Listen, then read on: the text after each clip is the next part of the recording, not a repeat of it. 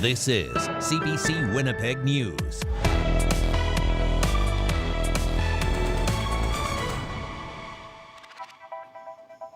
Good evening. Thanks for joining us.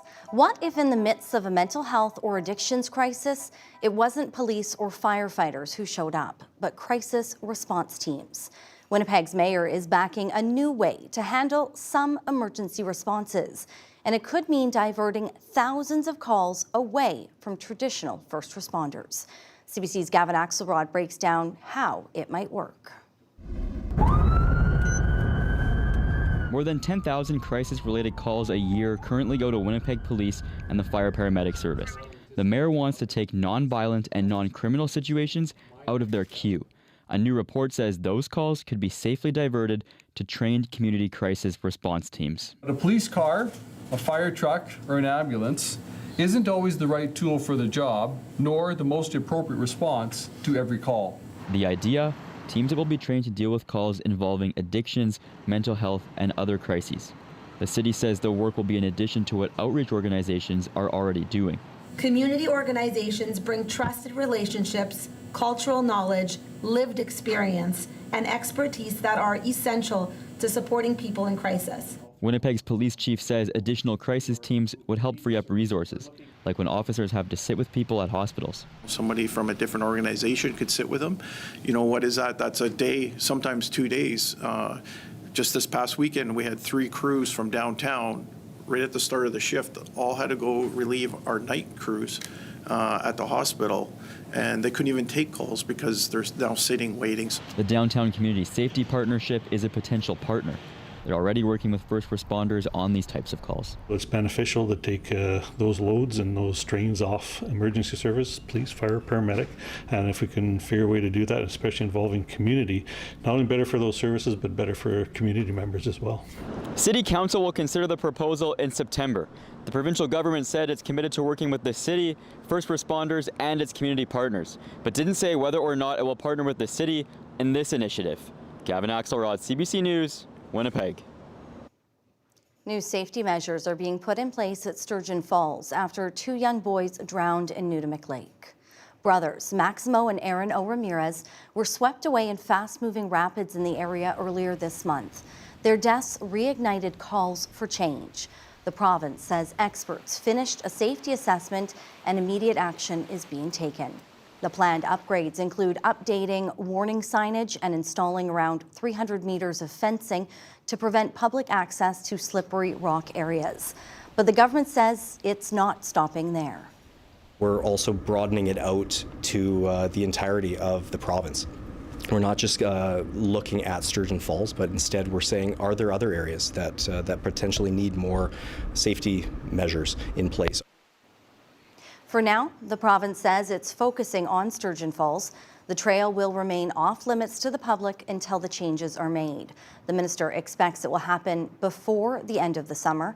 In total, 4 people have drowned in the area since 2023. Police have now confirmed a 37-year-old animal rescue volunteer was mauled to death on a Manitoba First Nation earlier this month. The body of Amanda Nobis was found outside a home in Sandy Bay, Ojibwe First Nation on July 17th. Manitoba First Nations police say Nobis was working for Canine Advocacy Manitoba and had planned on picking up several puppies from a local resident. Officers believe the owner was not home and she came into contact with the person's protective and aggressive dogs. An autopsy confirms she died from a dog attack. Police say 2 male dogs have since been killed, and the rescue took in a female and several puppies. A rally is being held tomorrow at the legislature in her honor. Manitoba is taking a fresh look at how it pays for child welfare. The review comes after some say the current funding model has left authorities struggling to keep up. CBC's Ian Fraze explains. Manitoba wants an external review of how it funds the child welfare system. Families Minister Nahani Fontaine says stakeholders demanded it. We hear from Indigenous leadership, authorities and agencies about pressures and challenges with the single envelope funding model. Launched in 2019 by the former PC government, the single envelope model provides one lump sum of money for Child and Family Service authorities to use as they see fit. Authorities are no longer paid per child, and they don't bill the province for individual costs. It gives you the opportunity to spend money without going back to ask the government. But MMF President David Chartrand says the flexibility doesn't solve the financial pressures authorities are facing. But if you never have a surplus, you can have all the fancy promises you make, but you don't have the money to do what you need to do to prevent kids from coming into care. The Southern Chiefs organization called for a funding review earlier this year.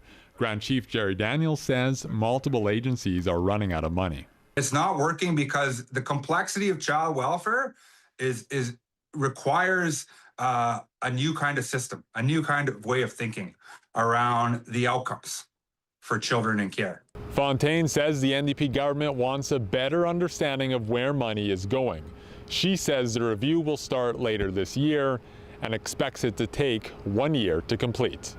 Ian Fraze, CBC News, Winnipeg.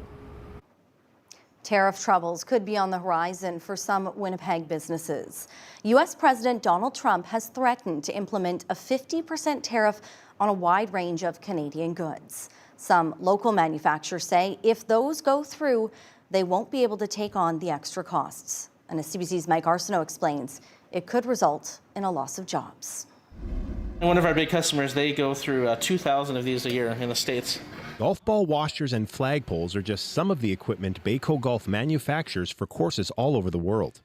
Andrew Hunt says about 40% of their sales are in the U.S., but the threat of tariffs means U.S. customers are scrambling. A couple of our bigger customers, they've placed like bigger stocking orders now, and like they want them to ship by August 17th, just in case that goes through. President Trump has threatened to impose 50% tariffs on a wide range of Canadian exports, including golf equipment, video game consoles, and honey. Hunt says Bayco will wait and see what happens. It's like a changing thing. I feel like it changes every day almost type of thing. So we're not getting too worried about it yet. But it definitely would affect our business going forward. You know, we do sell quite a bit of business to the U.S. Foam Pack in Winnipeg makes products like flooring underlay and packaging. Their vice president says half of their business is with U.S. customers. The tariff at a 50% rate pretty much eliminates our ability to be competitive in the U.S. markets. It's already a competitive industry, and it's not an option to increase our prices by 50%. John McLaughlin says if tariffs go through, Foam Pack would have to consider moving its manufacturing to the States, closing or downsizing. That could lead to job losses. The Canadian manufacturers and exporters say they're disappointed the sector is being targeted by U.S. trade tariffs again.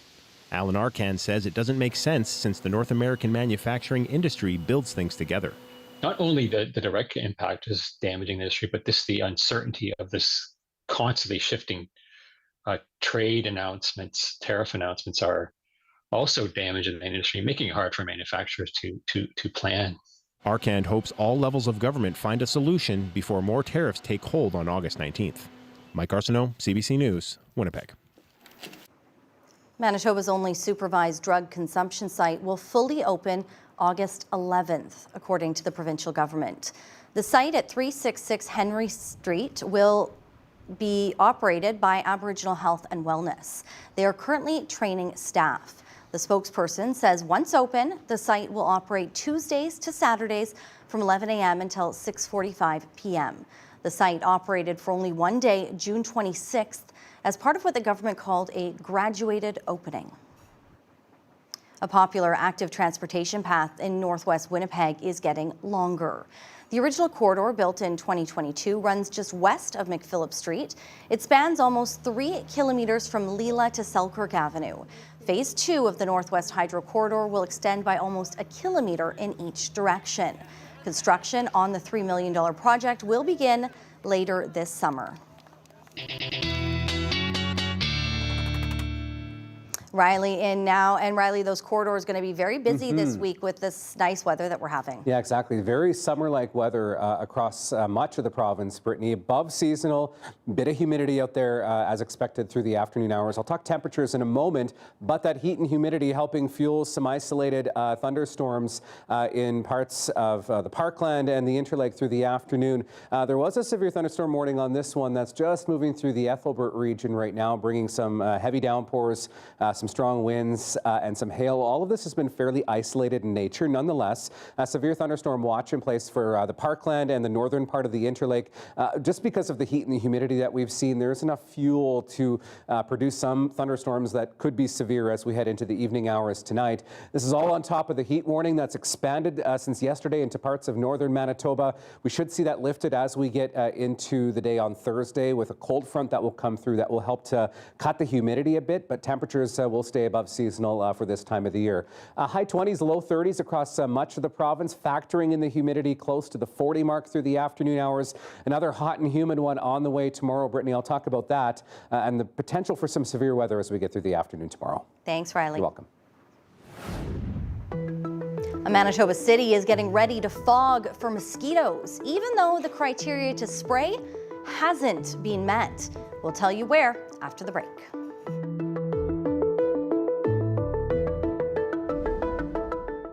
What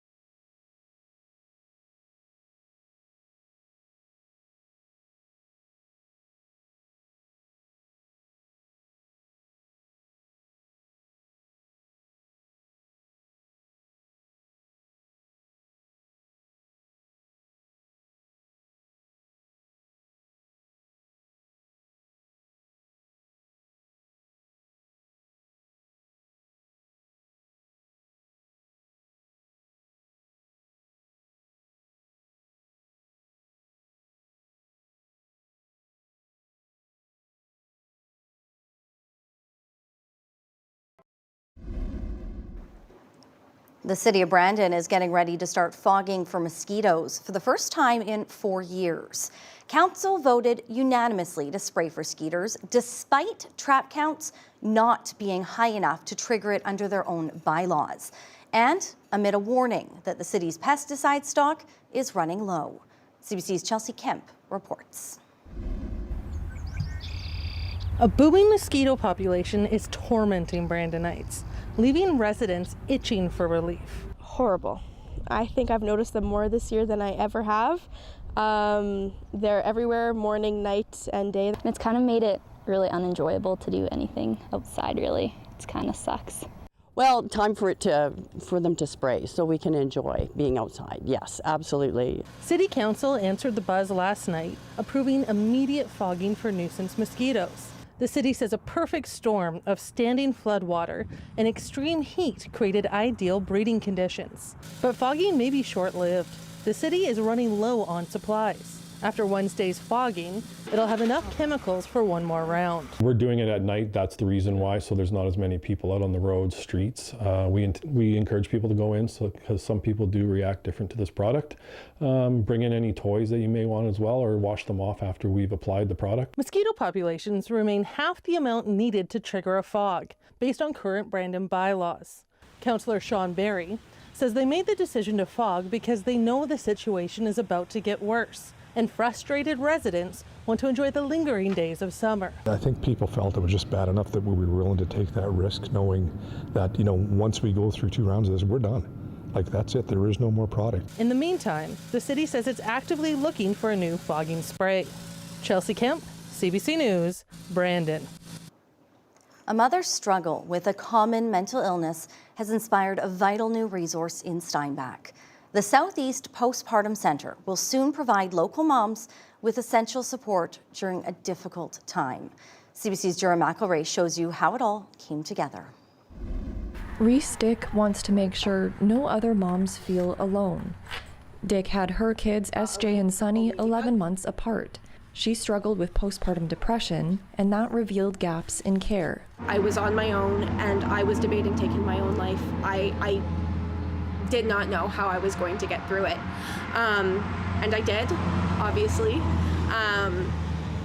But no mom deserves to feel that way. No mother who's doing such important work in such a vulnerable and important time of their lives deserves to feel like they're alone. So the 22-year-old is opening the Southeast Postpartum Centre this fall. She wants it to be a one-stop shop for moms adjusting to their new normal. Dick wants the center to include services like massage therapy, on-site childcare, and support groups.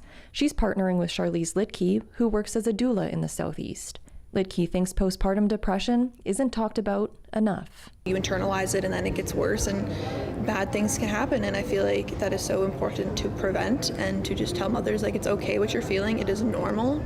One expert says centers like this are crucial for new parents in rural areas. It's a huge gap, and one that I think we really need a national strategy in perinatal screening and perinatal care. Back at her home with her kids, Dick says she's grateful she made it through a difficult time and hopes the center will give new moms the help they need to enjoy being a mom and spending time with their kids. Jura McElwraith, CBC News, Ilda-Shane. The city of Steinbach is trying to solve a case of missing plaques. Several bronze commemorative plaques have disappeared from a number of parks and public spaces. City workers noticed 6 missing while doing routine park work this summer. Steinbach's mayor says the stolen plaques honored people and highlighted stories key to the community's founding. He says the thefts are in incredibly bad taste and lack respect. The city says it is committed to replacing the plaques at a cost of about $25,000, but adds their cultural value is irreplaceable. Hundreds of wildfires continue to burn across this country, many of them out of control, including in BC, where a fire near the village of Clinton keeps growing, and it's forcing people in nearby communities to flee.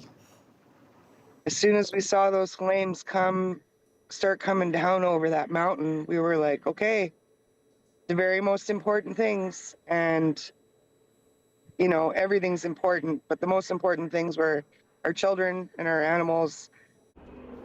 The fire is the result of two blazes merging into one, now engulfing more than 600 square kilometers. An evacuation order is now in effect for the community of 70 Mile House in BC. Meanwhile, Ontario continues to fight more than 150 active wildfires, the vast majority in the northwest, more than 20 of which are burning out of control. Additional crews have been called in from Alberta to help. A number of evacuation orders or alerts remain in effect in areas around Thunder Bay and Dryden.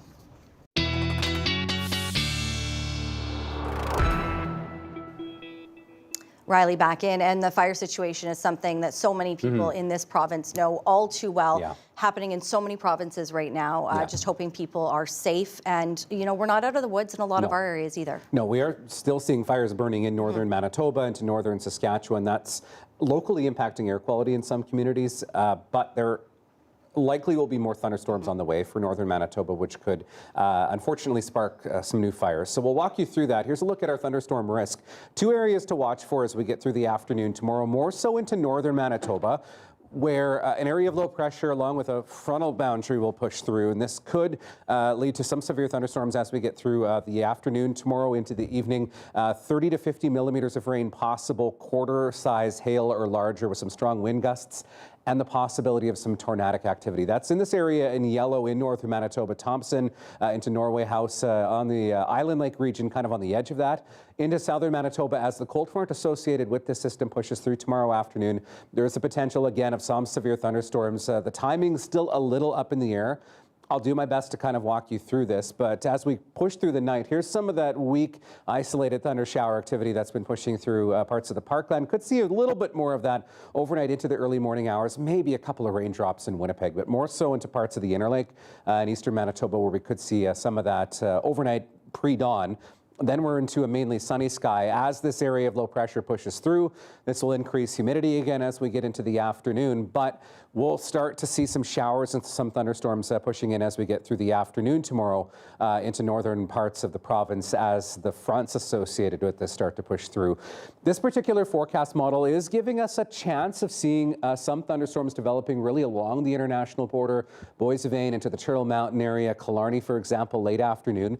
The Canadian forecast model has this developing as we get into the evening hours, really anywhere south of the Trans-Canada Highway, and in fact, into the overnight hours for the Red River Valley. So I'm just letting you know that there is still some disagreement with the timing, but there is a likelihood of seeing some thunderstorm activity, in particular south of the Trans-Canada along the Yellowhead as we get through the evening hours as this cold front comes through. And this will help to cut down the humidity as we get overnight into the day on Thursday and lead to maybe a bit more of a pleasant day into Thursday and Friday. Still warm, still above seasonal for this time of the year, but a lot less humid as we head toward the end of the week.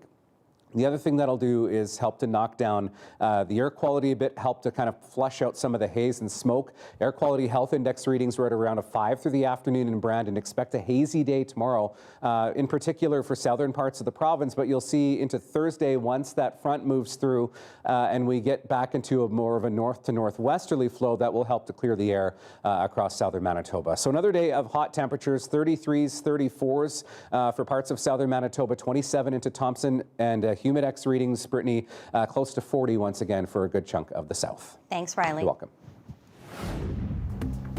A Winnipeg mall is buzzing with activity. Find out why a rooftop beehive is turning into a pretty sweet addition. That's next.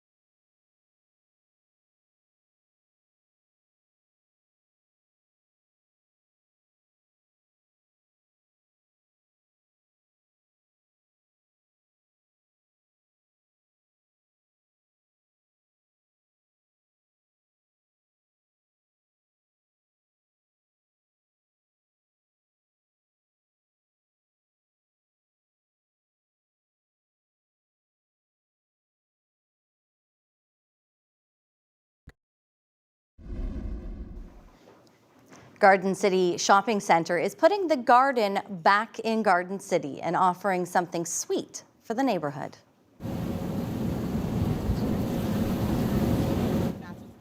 What started as an effort to do something local and good for the environment turned into quite the buzz. For the second year, the mall is hosting bees on its rooftop. A beekeeper manages the hive and harvests the honey, but it's the 24-hour live stream that has mall goers mesmerized. A kiosk was set up inside the mall so people can sit and watch the busy bees as they work. You'll see some people watch them for hours, seeing them float in and out. It's actually really cool to go down there and see somebody like routinely come to sit and watch them. As for all that honey, well, the mall gives it away at events.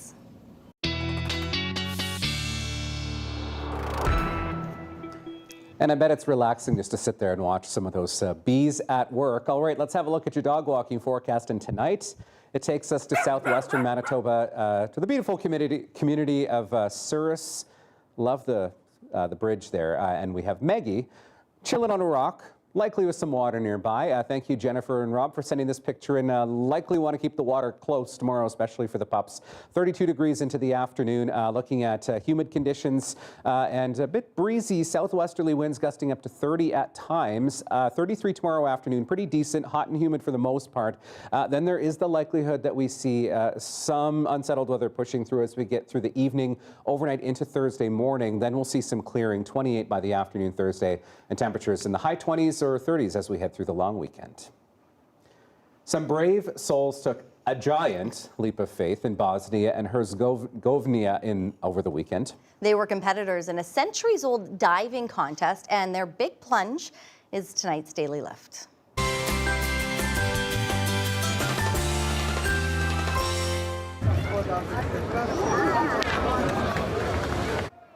Oh my goodness.